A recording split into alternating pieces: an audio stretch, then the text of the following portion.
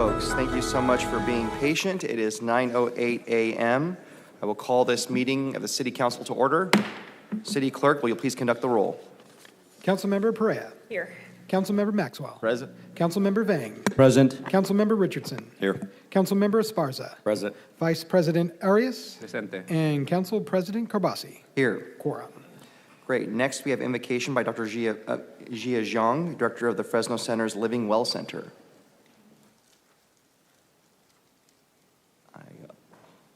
Well, maybe they're coming in right now. Nope.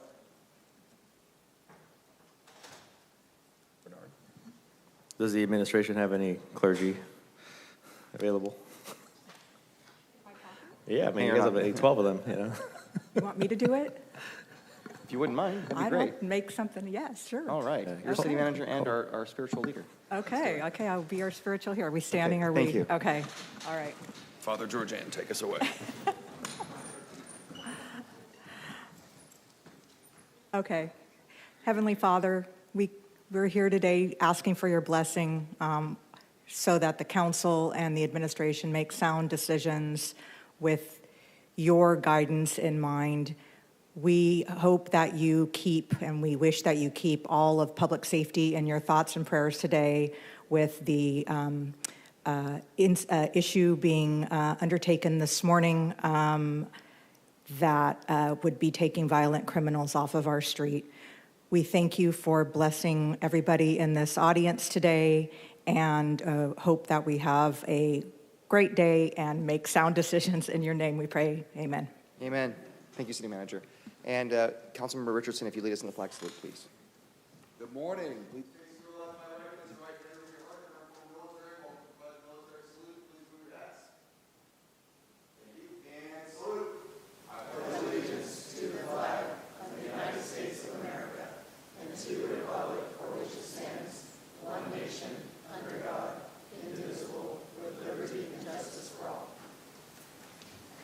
Thank you, City Manager. I was about to go to City Attorney for the prayer, and God knows what would have happened. Okay. So we're going to move on to the approval of the agenda. Council members, are there any items you wish to pull from the agenda or any recusals? We're going to start with go district order. Councilmember Perea? No. Council Vice President? None. Okay. Councilmember Maxwell? Okay. Councilmember Vang? I do. I have a potential conflict with the 9:30 a.m. hearing, specifically item ID 25869. That's 25869, and I will recuse myself because of the item's proximity to my primary residence. Thank you, Council President. Thank you so much, Councilmember. Councilmember Esparza? Okay, and Councilmember Richardson? None. Great. By the way, City Clerk, would you mind giving a couple of your notices out? Thank you. Sure. I do have a few also additional changes to the agenda that I have received. I would like to announce that we do have Spanish, Hmong, and Punjabi interpreters available via Zoom as well as ASL. And we do have in-house Spanish translators that will let the audience know the services they can provide. Hello, good morning. My name is Jael. My colleague Jasmine and I are from Focus Interpreting. We'll be your in-house Spanish interpreters today. So if you are in need of any Spanish interpretation, we have headsets available. You can find us towards the back of the auditorium, and we're more than happy to help. Muy buenos días, mi nombre es Jael, mi colega Jasmine y yo somos de parte de Focus Interpreting.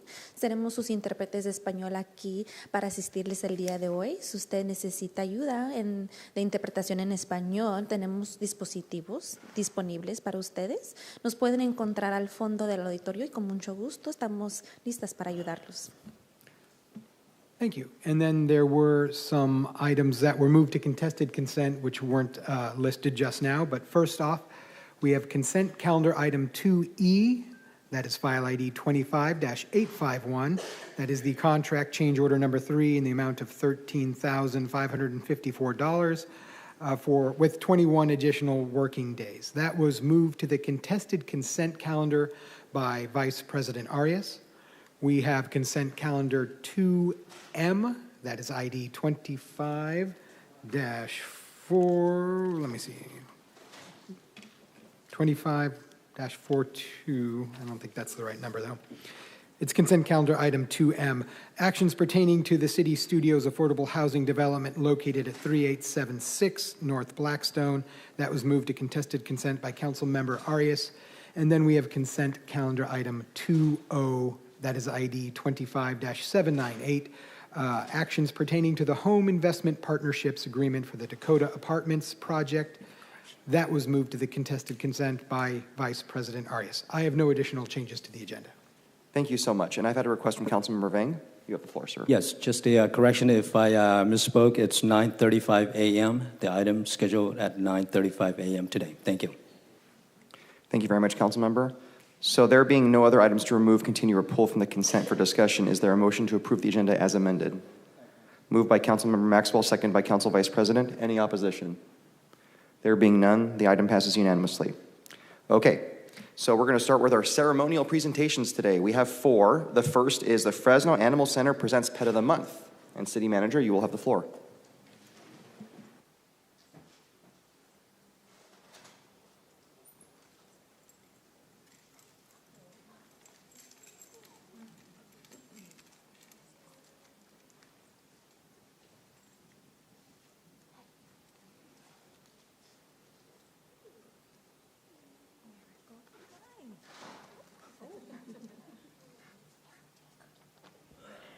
Okay, good morning.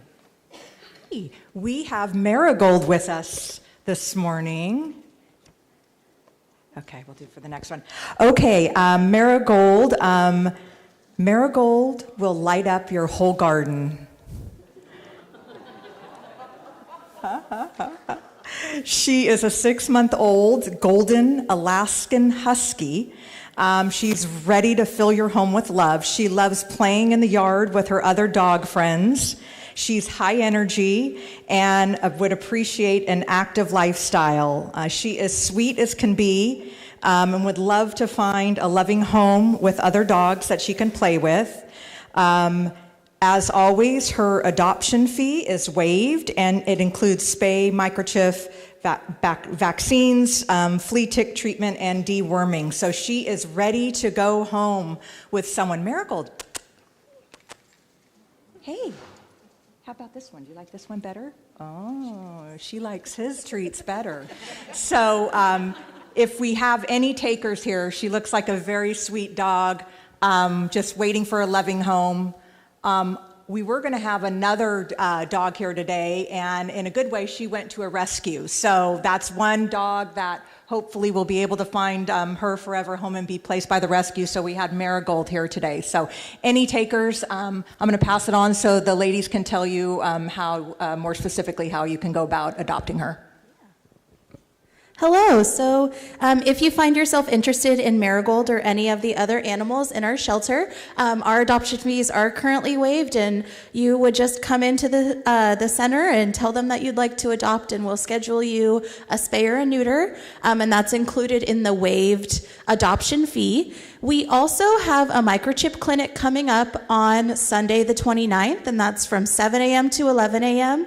4th of July causes a really big influx of intakes into our shelter, so get your pets microchipped if you're a resident of the city of Fresno. It is free. Thank you. Great, thank you. Any takers? Please head over to the Animal Center. Thank you, ladies. Appreciate it.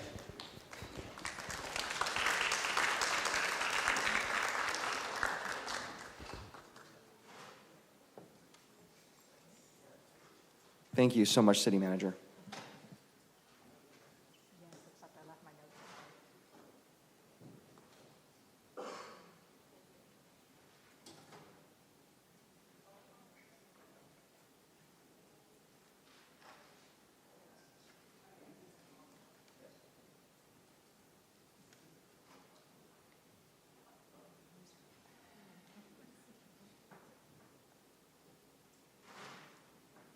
Great, City Manager. Our next proclamation is also sponsored by the Office of Mayor and City Manager and Planning. It's a presentation of the Central California American Planning Association's 2025 awards.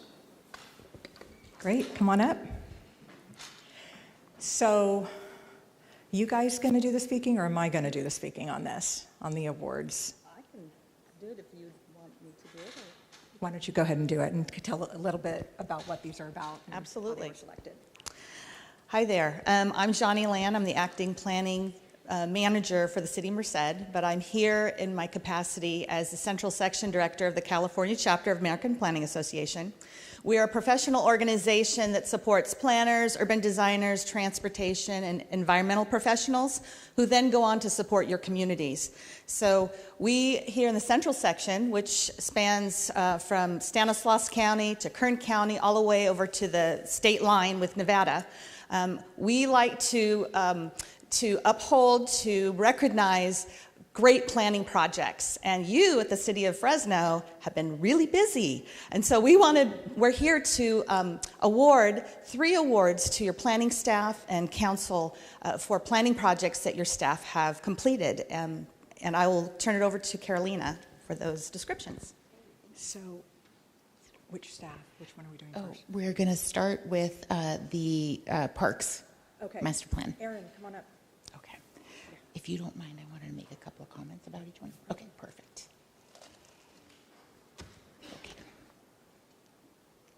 Okay. Good morning, everyone. I'll hold it. Yeah, that'd be great. You can take the plastic off if you want. Should we have him hold it? Sure. Can I take it out of the plastic? Yes, of course. Good morning, everyone. We are so excited to be here. My name is Carolina Illick, and I work with VRPA Technologies, which is a planning consulting firm. And currently, I serve as the CENCAL APA Awards Director. And so we have been giving awards throughout our entire Central California planning area. And I'm happy to announce that the City of Fresno is the jurisdiction that is getting the highest number of awards, with a whopping 3 awards this time around. And because so much effort was put into the planning process, I'd like to take a moment to recognize each of the projects that are receiving awards today. So the first one is an implementation award, and this award recognizes efforts that demonstrate a significant achievement in accomplishing positive changes as a result of planning. The Award of Excellence this year goes to the Fresno Parks Master Plan and Measure P, Transforming Parks and Communities. The Fresno Parks Master Plan is a comprehensive strategy designed to address a critical need for park improvements and equitable distribution of park resources in Fresno. Developed by WRT and the Fresno Parks Department, the plan involved rigorous needs assessment and engagement in each of the city's council districts. The master plan includes clear prioritization strategies for funding and implementation, ensuring that improvements are made efficiently and effectively. Following Measure P's requirements, the city established a Parks, Recreation, and Arts Commission to oversee implementation and has used values-based criteria to define highest need neighborhoods. Already, the plan is beginning to bear fruit, with resources directed toward restoring dilapidated parks and preparing for a new climate future. So with that, we'd like to congratulate the City of Fresno, and in particular, Aaron Aguirre, the director, and the WR team who helped to prepare this plan. Congratulations.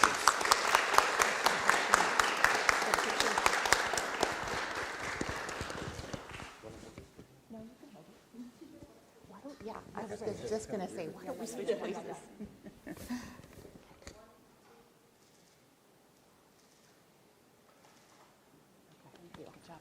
Okay, next one. All right, next one. Okay, so next up we have the Planning Excellence Award, and this is going to be for the ADU project. So the Planning Excellence Award recognizes how planning is essential to addressing desires, needs, or challenges within a community. The Award of Excellence goes to the City of Fresno's Accessory Dwelling Unit ADU and Small Homes Program. The City of Fresno's ADU and Small Homes Program is a forward-thinking initiative designed to make the process of building ADUs more accessible, transparent, and efficient. Recognizing the need for diverse and affordable housing options, the program provides tools and resources necessary to navigate ADU construction with ease.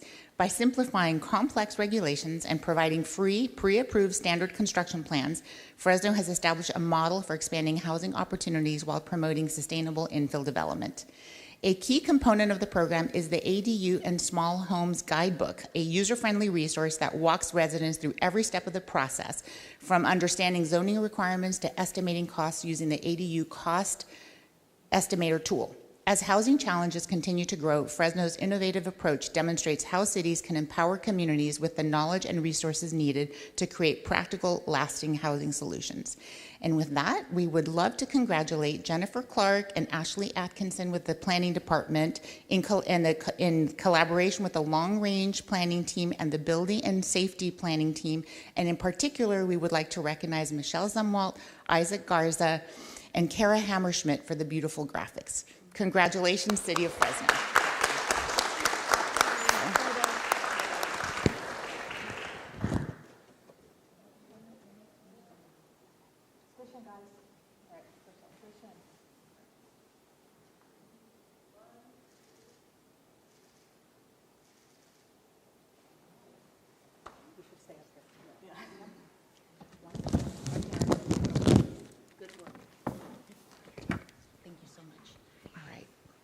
Hi, Jennifer. Nice to see you. Okay. The Tower District. Yeah. Yeah. Hi, Veronica. Okay, so the last award is the Communications Initiative and Outreach Award. This award honors projects that use information and education about the value of planning to create greater awareness. And the Award of Excellence this year goes to the City of Fresno Tower District Specific Plan Update. At the heart of the Tower District Specific Plan Update is a commitment to broad, accessible, and meaningful engagement. City staff brought the planning process directly to the community. Public meetings and workshops were held at culturally significant locations, ensuring a welcoming environment for all. To encourage attendance, events provided food, childcare, and interactive activities, making it easier for residents of all backgrounds to participate. In addition, staff and volunteers canvassed the neighborhood, reaching over 7,250 residents and business owners to increase awareness and invite input. I'd just like to take a moment here to recognize that 7,250 residents is a huge number, and congratulations to the team for doing that. The city also embraced creative engagement strategies such as the #TowerRocks campaign, which blended public art with social media to spark conversation and encourage participation. Importantly, all resources were made available in English, Spanish, Hmong, and Punjabi to reflect the district's diverse community. This process serves as a model for inclusive planning, demonstrating how cities can preserve their historic neighborhoods while preparing them for the future. So with that, I'd like to congratulate Jennifer Clark and Sofia Pagalatis and the entire Long Range Planning team, and particularly Veronica Martinez, Casey Lauderdale, Kara Hammerschmidt, again for the artful designs, and the entire Tower District community and all the leaders and participants of this very important planning process. Congratulations, City of Fresno.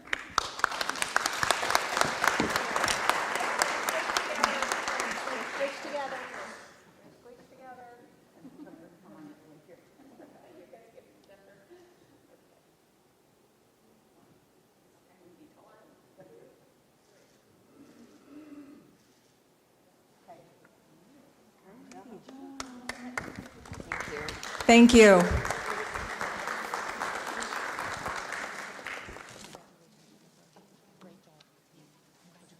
Congratulations, everyone. Thank you so much, City Manager. Okay, we have two more proclamations. The first one will be with Republic Services. If we can get them to come up with all the recipients, that'd be great. Right up here. We'll go together. Yep.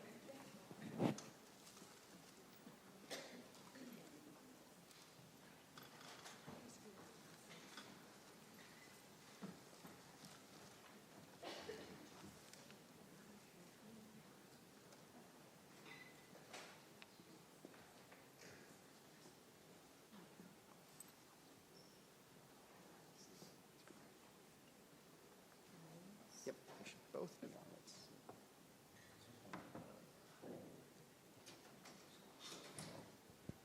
There we go.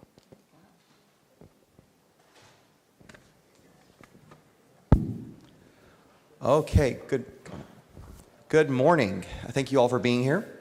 We're so glad that Republic Services, which services a huge chunk of our commercial and multifamily housing units in the city of Fresno, is here today to recognize some folks for doing something very important. So you may not know, organic waste is about 50% of all the waste in California's landfills. When I think of a landfill, I think of like old refrigerators and mattresses.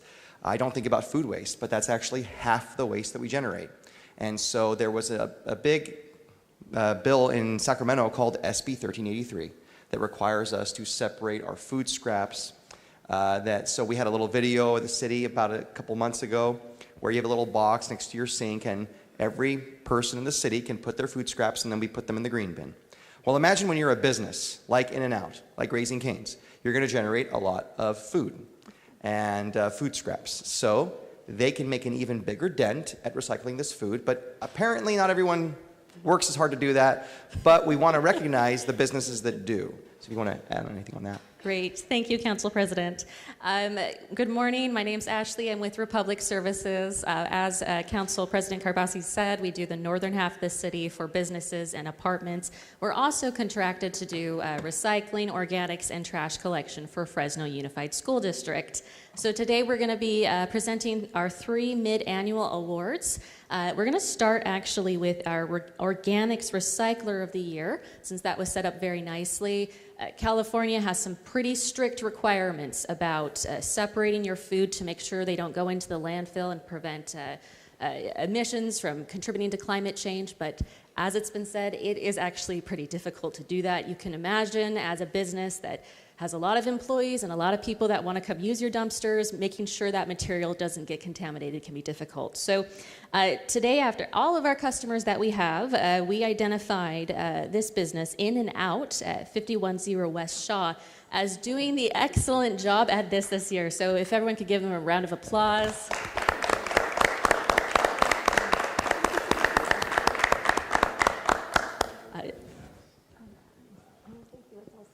I was told you're bringing animal-style fries today. I mean, we're all waiting. I mean, what's going on? Oh, that's a good point. Not open yet. Okay, there you go. We'll give you a pass. Okay. Okay. If you come by. Okay. Will do. Thank you. I just want to say our drivers recognize that they do a fantastic job. It is not easy to train employees to do this, so we have confidence. Yeah, teenagers, right? We have confidence they'll continue to do that. So our second business we wanted to recognize this year for 2025 is actually about recycling. Recycling, this means, your flattened cardboard, plastics, etc.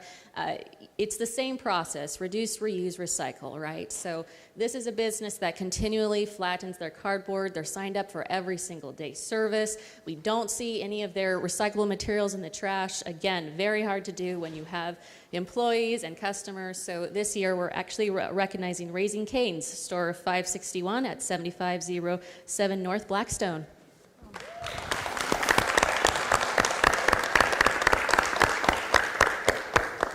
Thank you. What time do you guys open? Oh, where's the chicken? Okay. Okay, so switching gears here, I mentioned also that we service Fresno Unified School District. So we like to recognize outstanding teenagers and graduating seniors who have done a good job in their studies and have shown a commitment to their community. Republic Services, our motto is sustainability in action, but sustainability doesn't just mean environmental services, it means sustainably contributing. So this year we asked for nominations from counselors. We got some good entries, but we had one student that we will be recognizing. He has graduated. He will be going on to pursue higher education, and we'll be giving him a laptop to assist in those studies. So I'm just going to read a little bit about his story and why we selected him. So our awardee this year for Outstanding Graduating Senior is Roldan J. Reyes. Roldan has a great story. He first actually came here from Honduras, and when he arrived in Fresno, he did not speak any English, and very quickly he went to work and eventually was put in advanced English classes, what I found very impressive. He graduated this year from Roosevelt High School, and he went on to participate in the academic decathlon. He helped his team win first place in their division, and he earned 4 medals, so good job, Roldan. He's an active member, or was an active member, of his school's environmental club, and commented that he gained appreciation for sustainability by participating in that. Moving forward, Roldan is going to pursue medicine in the future, and he hopes to use that knowledge to help his community the way he has been helped by his loved ones. And he especially wanted us to communicate that he's very grateful for his support system, including his mother, the teachers that have supported him, and he wants to give that recognition to them too. So thank you, Roldan. So the cameras can't see something that's giving me goosebumps, and I see a very proud mother who's tearing up. If we can, that's your mom, correct? You got to have her come up, and your brother, come on up. And because, come on up. And because you are a student at Roosevelt High School, our council member representing the area, Brandon Vang, is going to make a few words. Yes. Good morning, everybody. Again, my name is Brandon Vang. I represent District 5, which Roosevelt High is within District 5. Roldan, your story inspires all of us, and it resonates personally with me. I came here at the age of 6. I did not speak one word of English, and here I am. And so good luck with you in your future. Study medicine, but come back to the Valley and serve this community. Again, congratulations to you and your brother and your mother and your family as well. Congratulations, Roldan. And thank you to Republic. As part of, I guess, the award, you're going to get a laptop. Here's the question. What game are you going to play on that? Congratulations. Okay, thank you. I'm not raising hands and bringing chicken, but come on.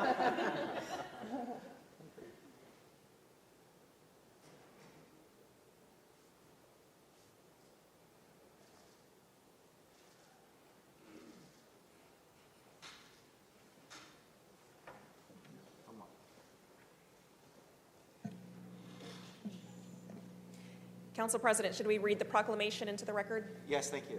Thank you. Whereas academic achievement, perseverance, and community involvement are essential to shaping the leaders of tomorrow and building a more sustainable, compassionate society. And whereas Roldan J. Reyes, a graduating senior from Roosevelt High School, has exemplified these qualities through his dedication to education, sustainability, and service to his community.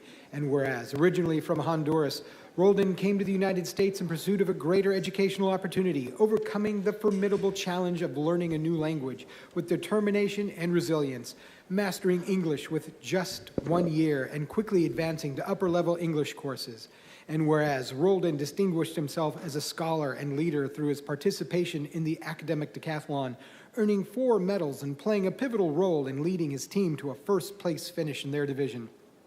And whereas, in his involvement in Roosevelt High School's environmental club, deepened his understanding of sustainability and reinforced his belief that small, thoughtful actions can lead to meaningful change in the world around us. And whereas Roldan has set his sights on a future in medicine, aspiring to give back by helping others, just as his teachers, family, and community have supported and uplifted him throughout his journey. And whereas, in recognition of his accomplishments and potential, Roldan J. Reyes has been named Outstanding Graduating Senior by Republic Services.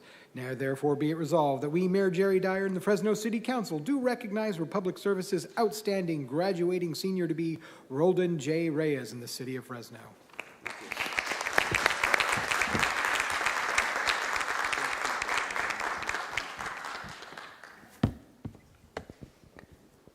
Thank you. All right, last but not least, Diane, come on up. And anyone that's here with you, if you'd like to have them up too. Anyone else here with you, if they want to come up too, they can. Don't be shy.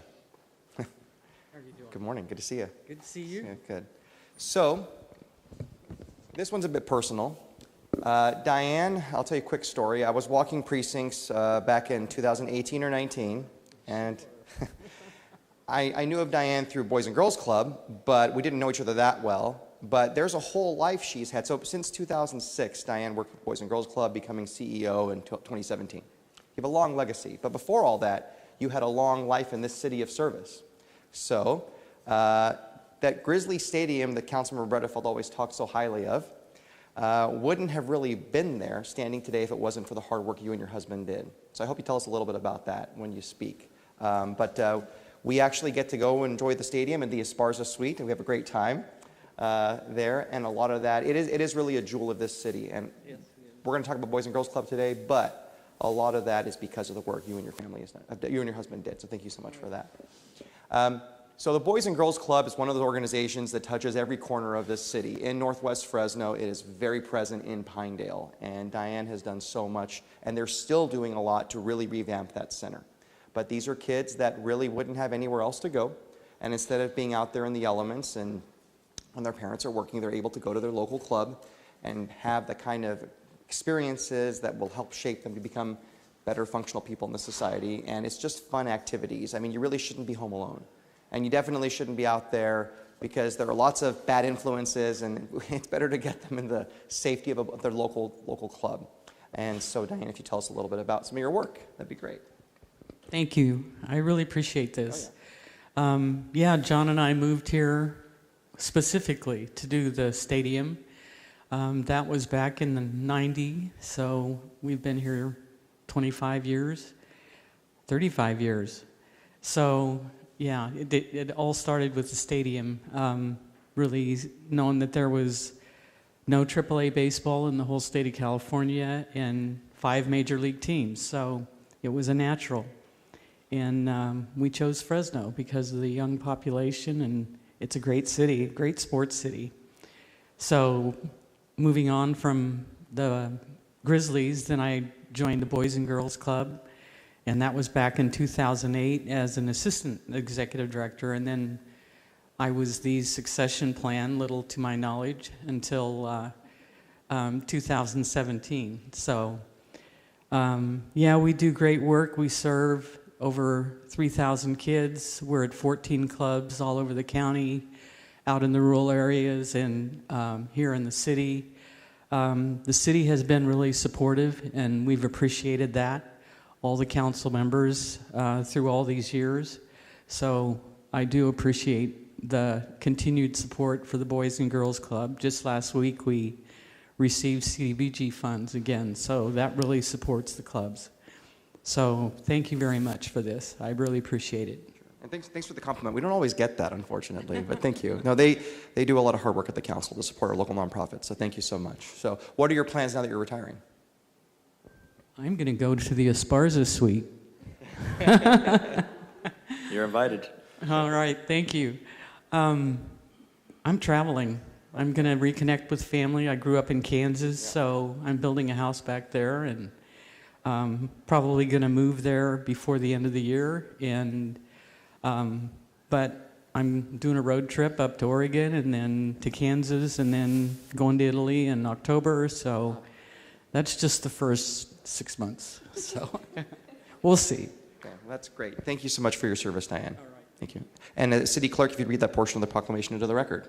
Thank you. Whereas Diane joined the Boys and Girls Club of Fresno County in 2006 as Executive Director, later becoming President and CEO in 2017, where her leadership, vision, and tenacity helped guide the organization through economic hardship and a global pandemic, ensuring that critical services for youth never ceased. And whereas during her tenure, Diane explained and revitalized club facilities across the region, expanded and revitalized club facilities across the region, including new openings in Huron and Reedley, major renovations in Clovis, Firebaugh, and Fresno, and the acquisition of 8 new vans to improve transportation, while also building out a strong leadership team and modernizing communications, finance, and operations.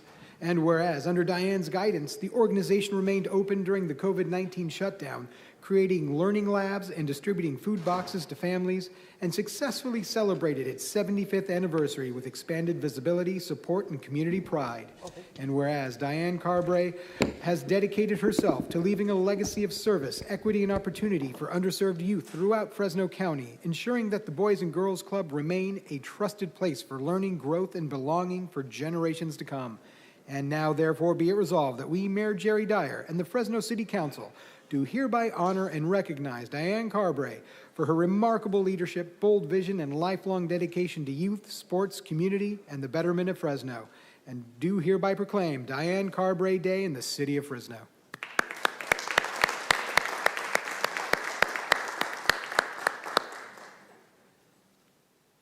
Thank you, Council, for your patience. Next, we're going to move on to council member reports and comments. We'll start with District 4, Councilmember Maxwell. No comments. Councilmember Bang? No comments. Councilmember Esparza?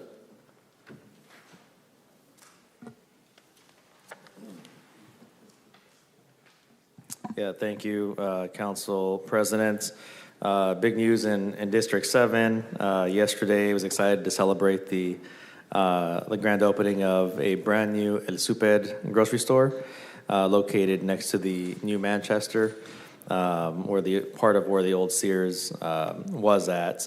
The store means, more access to fresh groceries, but it also means jobs, economic growth, and support for local families. The store hired between 130 and 140 new employees to support that operation. So thank you to El Super for investing in District 7, and there's two El Supers in Fresno, and they're actually both in District 7. This is the second one. And thank you to our planning staff that helped them in the process along the way. Additionally, I'm excited to partner with the Jackson CDC on a mural restoration project happening this coming Saturday at 8 a.m. over at 4211 East Tulare. That's at Tulare and Cedar. Please join us as artists, volunteers, and supporters restore and beautify the mural that is located right across the street there from Roosevelt High. And Council President, that'll conclude my comments for now. Okay, thank you so much, Councilmember. District 6, Councilmember Richardson, any comments? Good morning. Just briefly, I'm happy to announce that Saturday and Sunday of this week, myself, my staff, and many of the staffers from the city council districts up here will be joining over 50 volunteers, uniformed military volunteers from our local area to distribute about 550 American flags to residents throughout the city who've requested them. If you requested a flag and don't live in the limits of the city, you'll be getting an email telling you which municipalities you can bug to adopt programs like Fresno's. So that'll be fantastic. We're looking forward to providing that for everybody. And then, since I won't see you again before then, you can find me at the Freedom Run on the 4th of July at Woodward Park. It'll be early in the morning. It'll be about 4 miles. It should be a good time. We'll sweat out the demons as usual. Council President, that's all I had. Thank you, Councilmember. Next, Council Vice President. Thank you, Council President. Just quick informational stuff. The city pools and splash parks in our districts are officially open. They'll be open from 10 in the morning to 8 p.m. That includes the swimming pool at Frank H. Ball, Mary Allen Brown Center, the pool and splash pad at Fink White, the waiter pool at Sunset Community Center, and the splash pad at Dickey Playground. So I invite residents to come off and get some cooling off time in our neighborhood pools and splash pads. Additionally, we are taking in additional vendors and participants for the upcoming Art Hop on July 3rd. So we ask folks to go to FresnoArtsCouncil.org and sign up. Art Hop is getting bigger and bigger each month, and so we are happy to accommodate folks. Lastly, Council President, you, myself, and Member Maxwell joined some folks yesterday in a city-county meeting on the issue of homelessness. And there's been a couple of social media postings about that meeting, so I've gotten a lot of requests from the public about what discussion took place, who was in the room, why weren't certain people invited, what's the plan for the city and county. So I want to just take a moment to simply summarize my understanding of the first meeting that we had, which is simply to get a common understanding of the current status of homelessness in the city and county, as well as identify the potential financial gaps that we see forthcoming. So from my perspective, and my takeaway from that conversation yesterday was that the money that we've depended on to address homelessness is going to be substantially cut in this upcoming year or two, both at the federal and state level. The Republican budget bill will be making cuts to Medicaid and Section 8 housing that will leave thousands of people without any resources to be housed. The governor's proposed budget cuts by 50% the funds that we received for housing the unhoused in shelters, and the population continues to increase year over year in the city, in the county, in the neighboring city and county of Madera. So from my perspective, it was much more of a doom and gloom reality check for all of us, that the funds that we have utilized to house thousands of the unhoused in our communities will be substantially cut, and we expect the homeless population to substantially increase in the upcoming months ahead of us. It's all in response to reduction of federal and state funding, because the city does not invest general fund dollars into those kind of services. So I'm looking forward to next conversations that we have around how we can coordinate better, align efforts together, and could continue to tackle. But I did want to send a very clear message to the advocates and the unhoused community. We see you, we hear you, we've tried to do as much as we possibly can, but it is crystal clear to us as policymakers that the end to the record level of funding is here and is arriving, and we should be prepared for the amount of services and support that we have historically given over the last 4 to 5 years to be substantially cut. I don't want people to be surprised when a shelter closes or when services get cut or when the level of support reduces, because it's all driven by the amount of federal and state funds that we have, and we've all been put on notice that those cuts are coming and they're being generated as we speak. Thank you, Council President. Thank you very much, Councilmember. And that was a good synopsis of what happened at yesterday's meeting. So just real quick, I just want to take a moment to thank Public Works. We had our monthly meeting this week, and within 24 hours, several items that we had mentioned, landscape maintenance issues, the crews were out there very fast and taking care of it, and residents noticed it and appreciated it. Thank you so much for being so responsive, as always. Thank you to Aaron Aguirre and Parks, because the softball is down at Orchid. It looks really great. I'm sure the parents out there will appreciate that as opposed to the wood chips, and looking forward to the remainder of the work happening at Logan and Orchid, but you guys are doing a great job. So thank you for that. And next we have Mayor and City Manager comments. City Manager, you have the floor. Oh, I'm sorry. Before we do that, Councilmember Richardson has one more comment. I did have one more very briefly. And if County Supervisor Bredefeld is watching this video, be advised the East Rotary Pickleball courts, all 16 of them, will be opening in the next 2 weeks. And I have challenged you to the inaugural game out there, and you know this, so I will see you out there on the pickleball courts. That's all I had, Council President. You know what's really sad? I bet you he's actually watching right now. I actually think that's elder abuse. I challenge Supervisor Bredefeld to match the attire that you exhibited at the groundbreaking for the Rotary Pickleball. Second. Okay, you heard him, Gary. Let's make it happen. Sounds great. And on that note, City Manager, you have the floor. No comments No today. comments, okay, great. Okay, with that, we're going to move to our scheduled hearings and matters. So first off, we do have a 9:10 a.m. hearing to adopt resolutions and ordinance to annex territory and levy a special tax regarding the City of Fresno's CFD number 11, annexation number 156. We will start with the staff presentation unless the council doesn't want one. No presentation. Thank you. Any questions by the council on this item? There being none, we're going to go to public comment, and this is again on the 9:10 a.m. hearing. Anyone from the public wishing to comment on the 9:10 a.m. hearing on the CFD number 11? Okay. There being none, now this item is, I'm going to close the hearing. This item is in District 1. Any discussion or any motions? Motion to approve. Okay. Motion by Councilmember Perea, second by Council Vice President. Any more discussion? Any opposition to this item? Okay, the 9:10 a.m. hearing passes unanimously. Moving on to the 9:15 a.m. hearing to adopt resolutions and ordinance to annex territory and levy a special tax regarding CFD number 18. This is also in District 1. So is there a staff presentation on this item? I see not. Okay. Any questions by the council? Public comment, and again, this is on the 9:15 a.m. hearing regarding a CFD 18. Going once, going twice. Okay.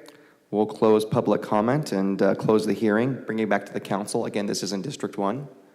Motion to approve, Council President. Moved by Councilmember Perea. Is there a second? Second by Council Vice President. Any opposition to this item? Just one. Okay. Moving on to the 9:20 a.m. hearing. This is a 9:20 a.m. hearing to adopt resolutions and ordinance to annex territory and levy a special tax regarding the City of Fresno, CFD number 18, annexation number 005. And no presentation for this one. Any questions by the council on this item? There being none, any public comment?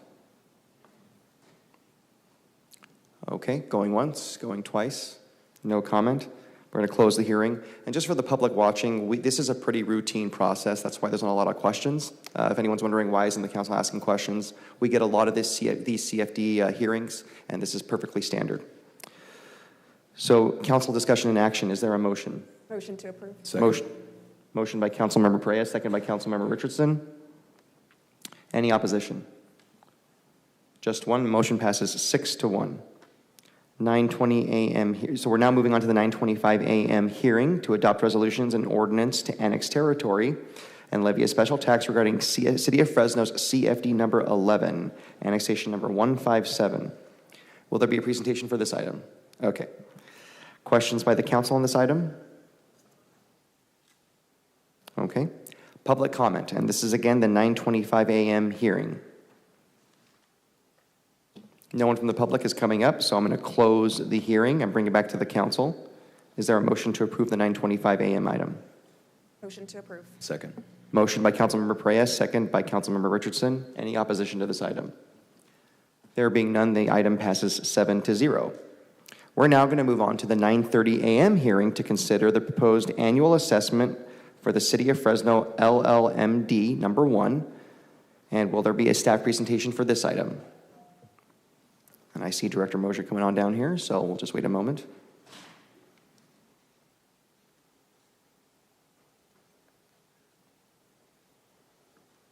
And Director, you will have the floor. Good morning, Council. Scott Mosier, Public Works Department. So this item is an annual item that comes before the Council. Law for the older landscape lighting maintenance district requires an annual public hearing to consider levy of the assessment.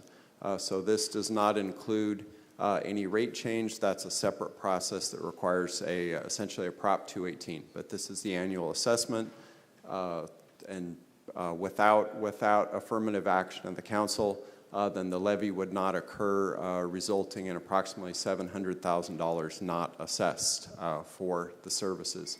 The older LLMD includes only maintenance of the buffer areas around 147 subdivisions. So this is all pre-CFD procedurally. So staff's available for any questions. Thank you.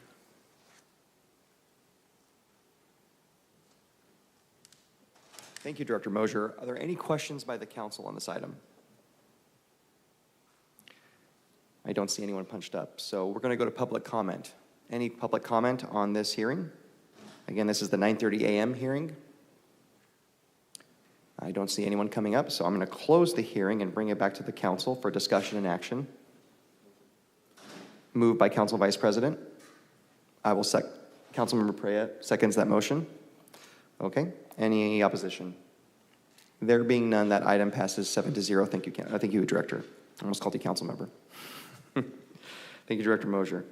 We're going to move on now to our 9:35 a.m. hearing to consider annexation application number P21-05090, pre-zone application number P21-05373, vesting tentative tract map number 6376, and related environmental assessment number T-6376/P21-05090 /P21-05373, and then we'll start with our staff presentation on this item. Yes, good morning, Council President, Council members. I'm Israel Trejo with the Planning and Development Department. Before you this morning is consideration of annexation application number P21-05090, pre-zone application number P21-05373, vesting tentative tract map number 6376, as well as the related environmental finding. These applications were filed by John Bonadelli on behalf of Bonadelli Neighborhoods. The subject property contains approximately 39.9 acres and is located on the west side of South Armstrong Avenue between East Church and the Southern Pacific Railroad. The subject property is currently planned for medium-density residential plan land uses. However, since the property is located within the unincorporated area of the County of Fresno, both an annexation application as well as a pre-zone application are required as part of this whole project. The subject property is currently vacant, vastly surrounded by single-family residential to the north and east, rural residences to the west, while the property to the south has orchards on it. So these applications were submitted in order to facilitate a 202-lot single-family residential subdivision.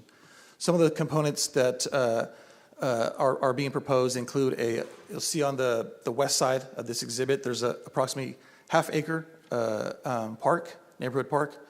Additionally, the lots range in size from 4,500 to 5,000 square feet, which is substantially over the minimum 4,000 square foot for this proposed RS5 zone district. And the next slide will kind of show what's surrounding, and the lot sizes are consistent with the neighborhood. In conclusion, staff is recommending adoption of the environmental assessment and approval of the vesting tentative tract map, adopt the bill, pre-zoning the subject property from the AL20, which is a county designation, to the RS5, and also approve vesting tentative tract map. That concludes my presentation. I can answer any questions you may have. Thank you. Thank you so much. Any council members wishing to question staff on this item? I'll make a motion to approve, Council President. Okay. We have to go to, well, there's a motion. Is there a second? I'll set. Okay. Seconded by Councilmember Perea, but we're going to go to public comment. Thank you. Anyone from the public wishing to comment on the 9:35 a.m. hearing? Going once, going twice. Okay, I'm not seeing anyone here. So we're going to close the hearing, bring it back to the council. There is a motion and a second. Is there any further? Oh, I'm sorry. I have Council Vice President punched up. Thank you, Council President. City staff, what conditions are being placed on this project, specifically around the mitigation of traffic? Are there any intersection lights being required? Any road improvements being required? So they will, Councilor Arias, they will pay standard fees, traffic safety mitigation impact fees, as well relative to specific traffic improvements. I'd like to defer to Public Works. Okay. Can somebody speak to that? What are we requiring of the applicant, given that he's building 200 homes? Are these roads county roads? Are they city roads already fully built out?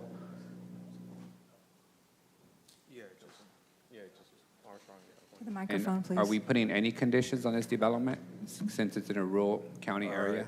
Jairo coming into the Mata, city? Public Works Manager with the traffic planning and traffic and land planning. So the conditions that are being set on this track map are the standard conditions. There were road improvements along Armstrong Avenue. They're also putting up the safety lights on Armstrong. When you say road improvements, what does that mean? Does that mean they just do a slurry No, seal? they're widening the road to the ultimate condition for Armstrong Avenue along their frontage, and then transitioning down to where the county right-of-way is at. City Clerk, can you pull up the visual map?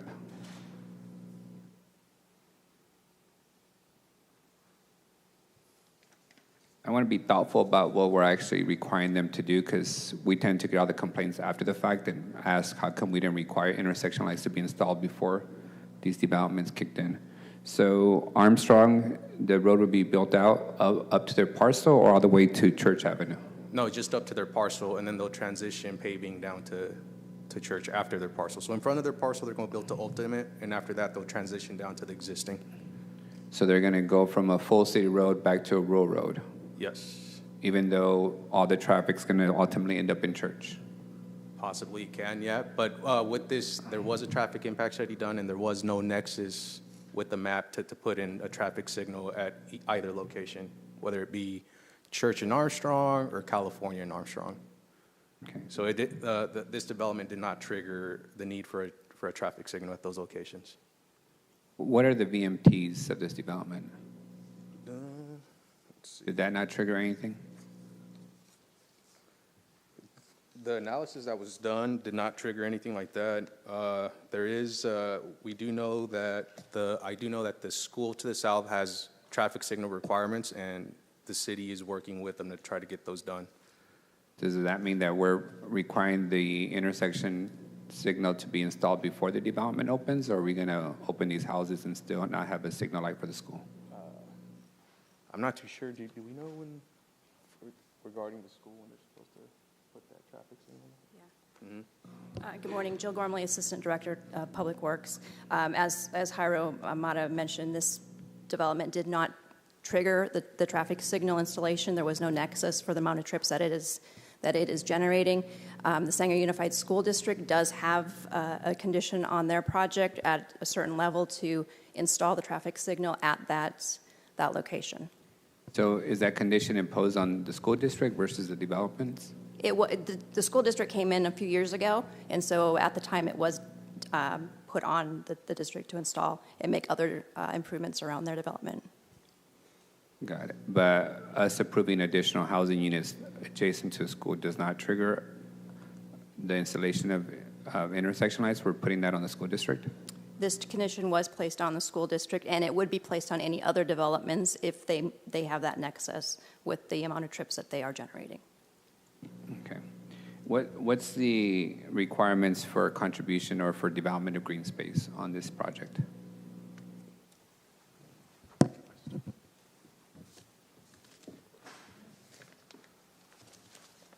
Councilmember Arias, the requirement is just under a half acre.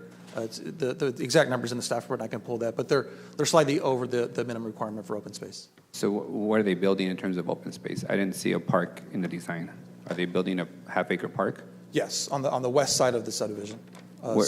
Where on that visual would the park be built at? It's a green space on the western portion.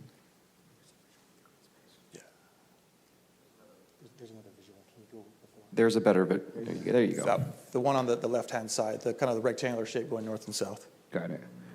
When is the school district required to build the intersection? On the condition that you all put on the school district? Is it 10 years from now, or is it a few months from now?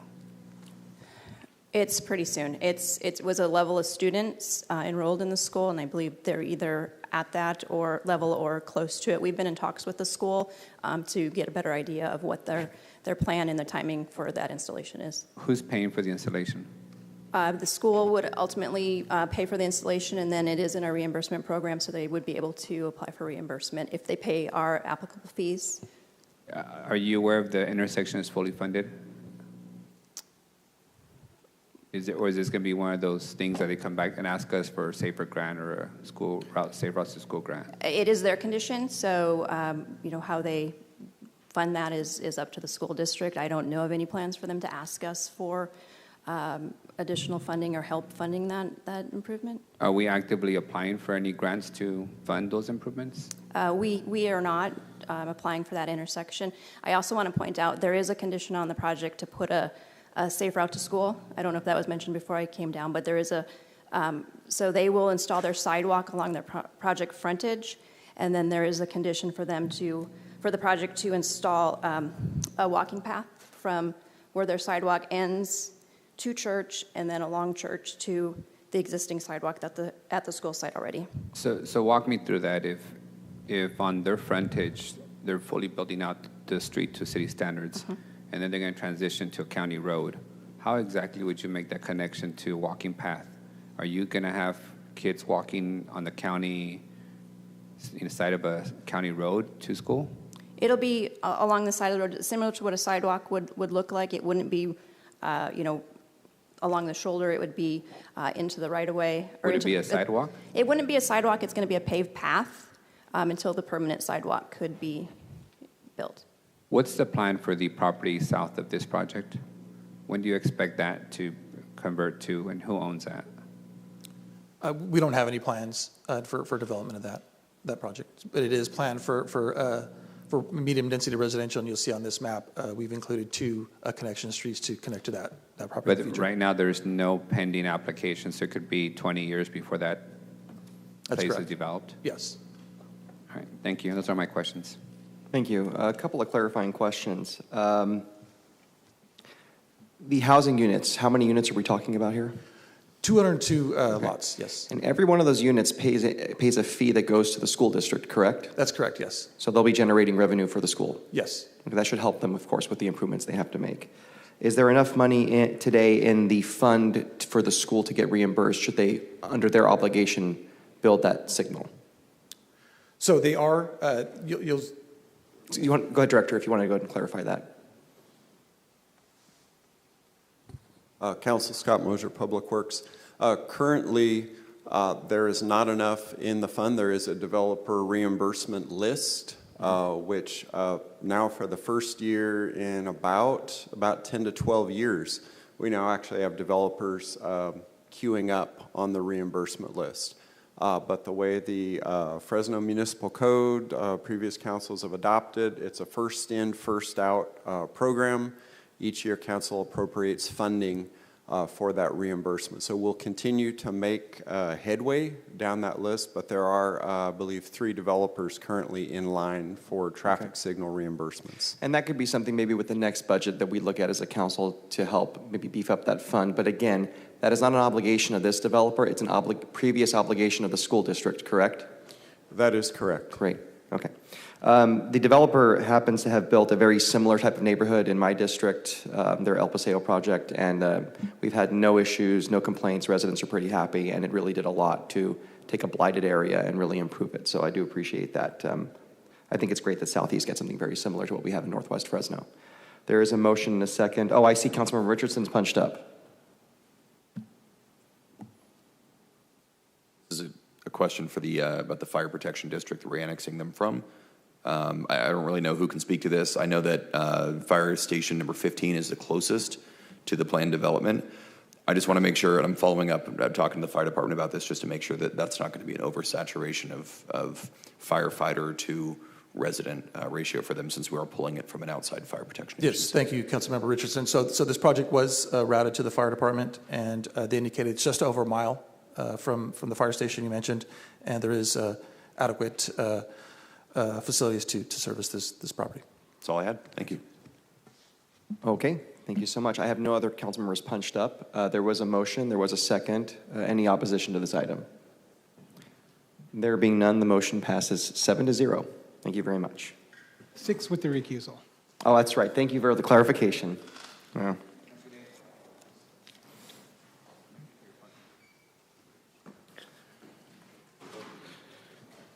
Okay, so moving on, we're going to go to our consent calendar. So do any council members wish to register a no vote, abstention, or recusal on any consent items? And as a reminder to the public, pulled items will be heard immediately after consent.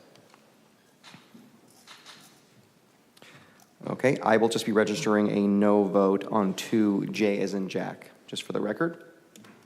We're now going to take public comment on all consent items, including contested consent, as well as closed session items, and we'll be also doing unscheduled communication at this time. So consent, contested consent, closed session, and unscheduled communication. I do have one card here from Melissa, I believe it's Noriega? Yeah. Okay, come on up. You'll have 3 minutes. Hi, I'm Melissa Noriego. I am a resident of Fresno, actually in District 1. Hi. Good morning, Council President, Council members, and staff. I appear today both as a resident and a representative of the Children's Movement of Fresno, whose mission is to make our city the best place in the nation to raise a family.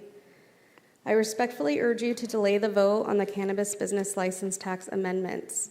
When voters approved the original ordinance, they expected transparency and oversight via a Cannabis Oversight Commission. We understand that 11 applicants have applied, but no one has been seated on the commission. I've heard arguments that the commission isn't necessary because revenues are small. I understand that $700,000 are currently in this fund, and that revenue is likely to grow. It's my understanding that the commission serves voluntarily with no salary or per diem. These are public dollars, and they merit public oversight. Cannabis tax revenues were intended to benefit all residents through transparency, equity, and community investment. However, without oversight, public input, or a clear spending plan, we risk failing those we aim to serve. I respectfully ask this council to pause this vote until the Cannabis Oversight Commission is fully appointed and operational, 2, commit to meaningful public engagement on these amendments, And 3, clearly outline how current and future cannabis revenues will be spent, prioritizing investments that support children and families. Thank you so much for your time and for serving the community. Thank you so much for your comments. Anyone else from the public wishing to comment on consent, contested consent, closed session, and unscheduled communication? Going once, going twice. Okay, so we're going to close that portion of the meeting and move on to the motions for the balance of the consent calendar. Moved by Councilmember Maxwell, second by Council Vice President. Any opposition? Okay, now this one's a 7-0. Thank you very much. Okay, now we're going to move on immediately to the contested consent calendar. We do have 3 items. The first item is 2E as in Edward. That was moved to contested consent by the Vice President. You have the floor, sir. Thank you, Council President. This is more of a general question. I don't have a problem with the change order, but I read some news reports yesterday that indicated that there was no plan and no ability to actually connect the trail to the Clovis Trail as initially envisioned and approved by our governing body and the funding source of Measure C. Can somebody elaborate to whether that's true or not? Not that I don't believe media reports. Good morning, Council. Scott Mosier, Public Works Department. Personally, I found the media report a bit misleading. It's been a very transparent process.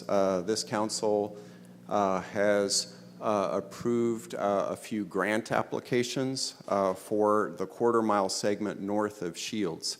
Those have either not been funded or with the railroad, the city's been unable to obtain either any approvals to do any rails to trails conversion, to acquire any of the right-of-way, or to allow any trail within that area.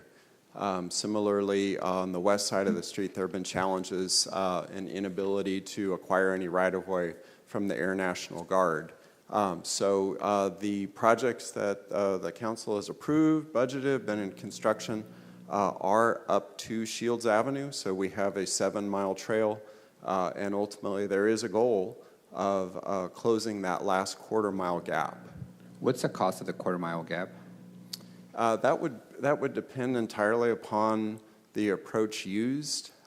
If it could be a rails to trails conversion, similar to what's been done with the Sugar Pine, with the Clovis Old Town Trail over the years, that's a smaller cost. Somewhere we'd have to look at that number, but I would think that'd be less than $2 million to obtain. Depends upon the cost of the land. However, the last grant applications that staff brought before the council included a tunnel to avoid the railroad area because of the unwillingness to provide the city ability to acquire it, to use it. So that cost of that was closer to $10 million. Has the rail company not been responsive, or have we just not agreed on a price point? Thus far, the railroad has not been willing to negotiate. It's a little bit of a complicated situation in that Union Pacific Railroad is the fee title landowner. They have an operating agreement, essentially a lease, with San Joaquin Valley Railroad. Union Pacific has to refer the request to San Joaquin Valley Railroad as the operator. And they've expressed a lack of interest due to holding that property for potential freight customers. There's a business at the end, but that section of track, it is blocked off, it's gated off, there are weeds growing in it, and it's not in great condition, and it is the end of the line. That is the very end of the line on the railroad. So staff is very open to, willing to continuing to work with the railroad, and that's part of the general plan, the intent to pursue funding and opportunities with the goal of closing that gap. What's the alternative if the rail does not respond accordingly? The alternative would be working on an alternate route for an ultimate connection. As I had shared, the last 2 grant applications consisted of basically extending a narrow sidewalk trail section on the west side of the street That involved needing some right-of-way acquisition from the Air National Guard and then constructing a tunnel from that point to go under Clovis Avenue and bring that back up to grade on the east side. And that was not funded through the statewide active transportation program applications. City Manager, aren't we in negotiations with the federal government on our golf course land? Are we talking about airways? Yes. We are in negotiations with, yes, a part of the federal government, which would be is it the National Guard, Henry? Yes, it's actually the National Guard. Is that the state or the federal side, Henry? Okay, National Guard. Okay, thank you. Those are my questions. Motion to approve. There's been a motion. Is there a second on this item? Okay, second by Councilmember Vang. Any other discussion?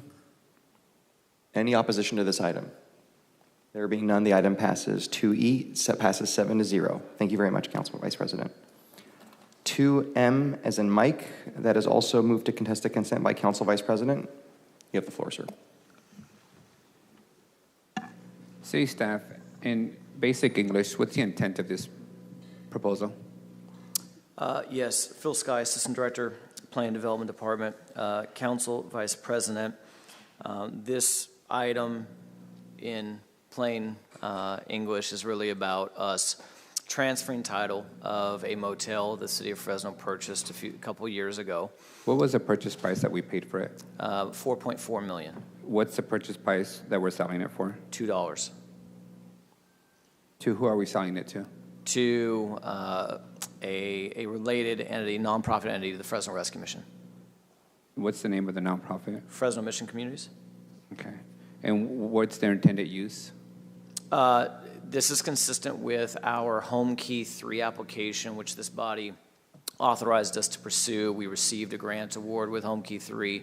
Fresno Mission Communities was identified in that application at the time we brought it before this body as the ultimate operator and owner of this property. And so what we're doing today is just fulfilling what we committed to this body and to the public a couple of years ago. If awarded, again, we received the award, and so this is the transfer of title so that Fresno Mission Communities can operate this property as permanent supportive housing for the next 55 years. For what purpose? Permanent supportive housing. For what population? For those that are experiencing homelessness. So 2 populations I want to just identify. It's 33 units plus 1 manager's unit, so a total of 34 units. The 23 of those units are those experiencing or at risk of homelessness, and then 10 of the units are for homeless youth or youth at risk of homelessness. So 23 for those at risk of homelessness? Who determines whether they're at risk of homelessness? Sure, there is a state definition for that, and I wanted to also add one other layer, which is because this is a Home Key funded project, this is those that earn no more than 30% of the area median income. Right. So what I'm trying to understand is, because this is a question I get from the public, we just gave a $4 million asset to a nonprofit for $2. They're going to generate affordable units. How do people get into those affordable units? Mm-hmm. So what is the referral and entryway into one of those units from the general public? How would you explain that? Sure. So the contract, the agreement that we, the city, and Fresno Mission Communities signed with the state of California makes a commitment to the coordinated entry system. So that's the answer to the question, is that if you are in our coordinated entry system and you are identified as being, sort of tenant ready, you would then apply through whoever Fresno Mission Communities identifies as their, management entity. It's a pretty traditional apartment application process. Screening still takes place, just a regular apartment, but you have to qualify for the unit based upon the criteria I mentioned. But in essence, if you are unhoused or in the, potential of being unhoused, you go to the map point central system. Is that correct? You would already be in the system likely today. And so then you get referred there. You would be referred, or you yourself can just apply. And the operator gets to decide whether they accept you or not. That's correct, just as any private operator would for any apartment anywhere in the city. And is the organization that owns the property a religious organization? They are. And are they going to require religious conditions? No, we've discussed this with them previously. We did this before we applied, even invited them in as partners. There will be no conditions for participation in religious activities, and there are no religious qualifiers for tenancy. Are there requirements that kids who go and are housed in this project attend school at their designated school as set forth by the property management? No requirements for any particular school that a child would attend. Would people be exited if they didn't want to attend school at a designated site? That would not be so from a fair housing perspective, Correct. So we're talking about legal requirements, Yes. It would not be a violation or breach of their lease agreement if a student did attend school. Now, from a school district perspective, from a state legal perspective, there may be other things a school district might pursue, but as a property manager, that's not a breach of an agreement, of the lease agreement. So let me just get clarity on this. If a family is housed there and they have a lease agreement and they choose not to send their kids to the school associated to that nonprofit's operation, could they legally be evicted from the housing? No, not for that reason. And if they are, would that be a breach of the agreement between the city and the organization? That would be a potential civil claim between the tenant and the property manager. Right. So irrespective of whether this is a religious organization or not, they would be held to the fair housing standards of the state. Is that Oh, fair? yes, absolutely. Yeah, federal fair housing standards. Yeah. Okay.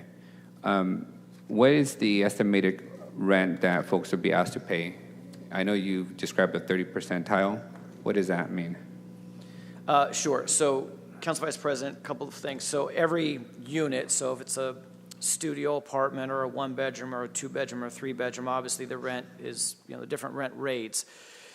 I'll give you those rent rates now. So the studio apartments initially will rent for $409. The one-bedrooms initially at $438. Two-bedroom units at $526. And three-bedroom units at $607. Now, the rent that a tenant would pay is going to be no more than 30% of their income. Yeah. What's the limitations, if any, for them to increase the rent?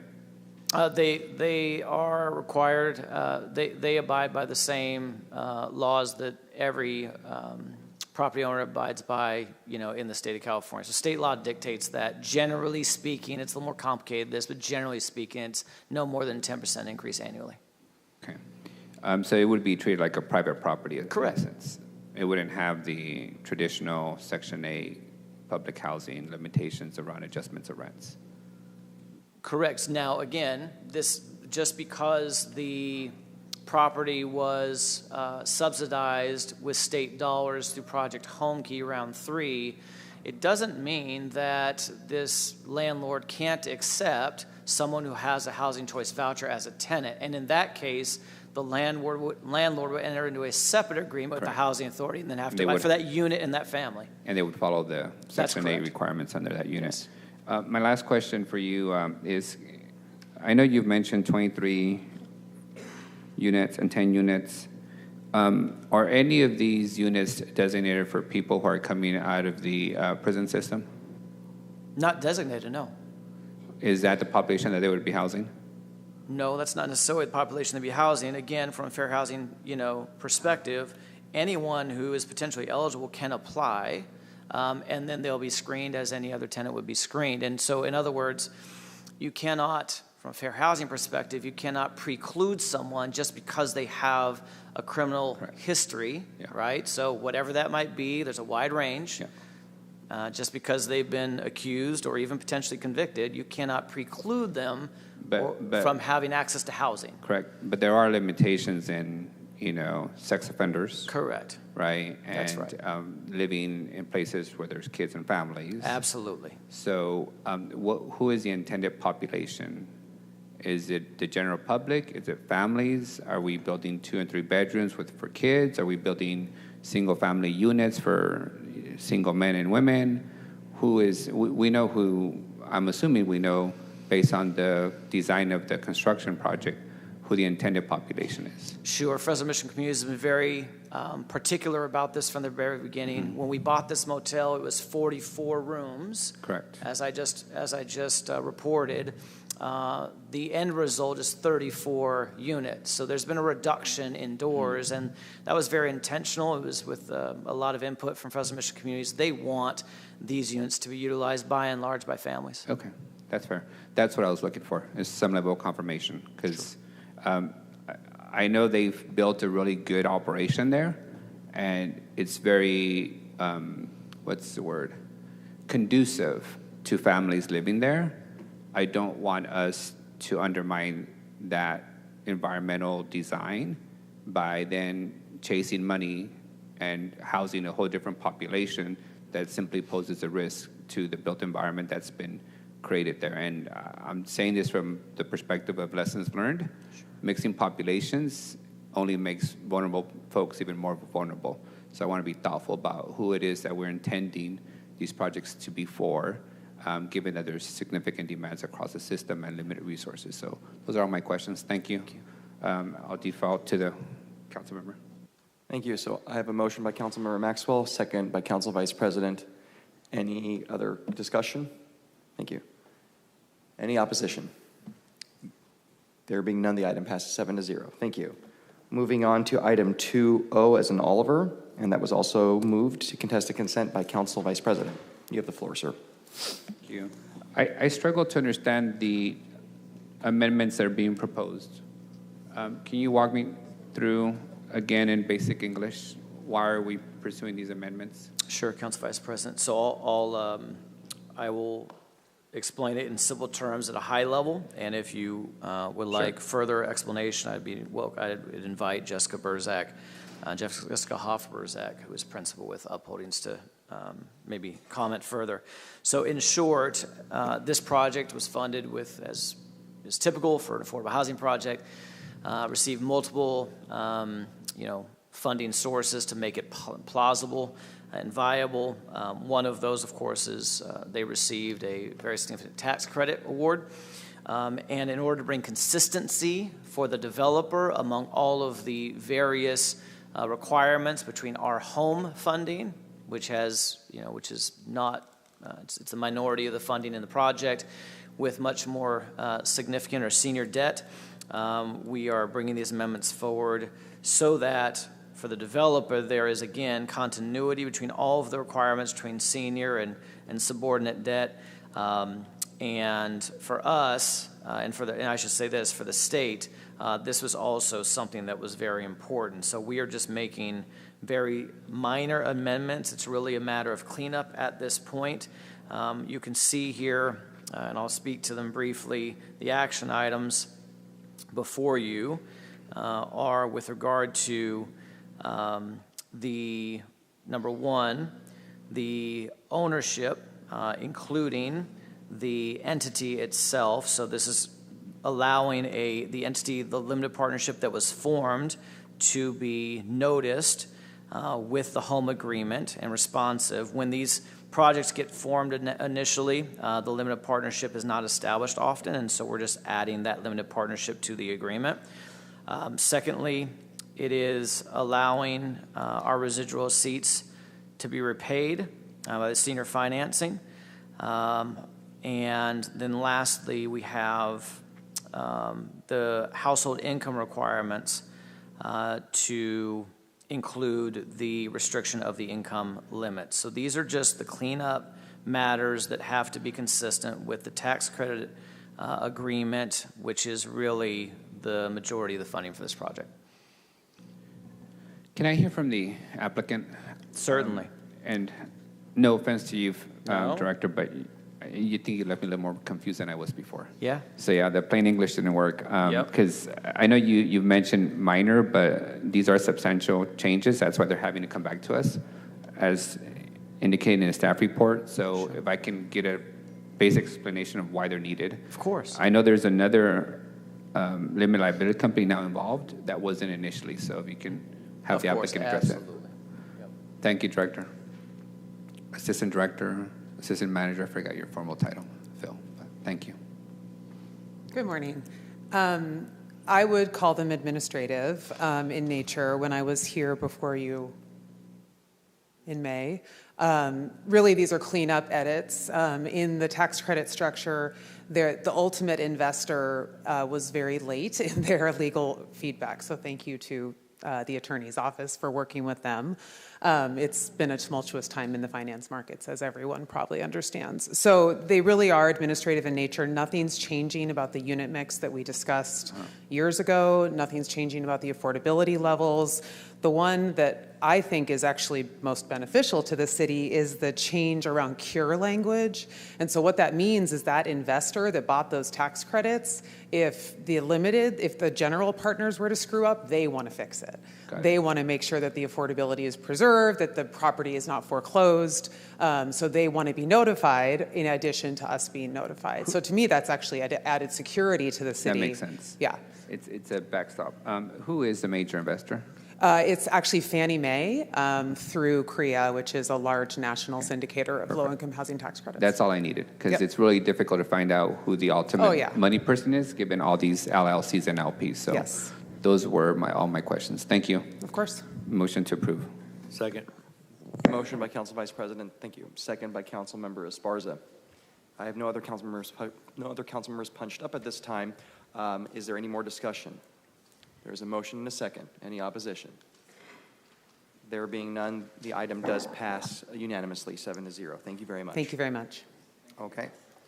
Now, at this time, we have concluded the majority of our agenda. We do have closed session remaining. That was the last contested consent item. So we'll now move to closed session. City Attorney will read the roster, and we've already taken public comment on all closed session items. So, Andrew, you have the floor. Thank you, Council President. Today in closed session, we have item A, conference with labor negotiators, all units listed on the agenda. Item B, conference with legal counsel, anticipated litigation, one potential case. Item C, conference with legal counsel, anticipated litigation, one potential case. We may have reportable items after closed session today.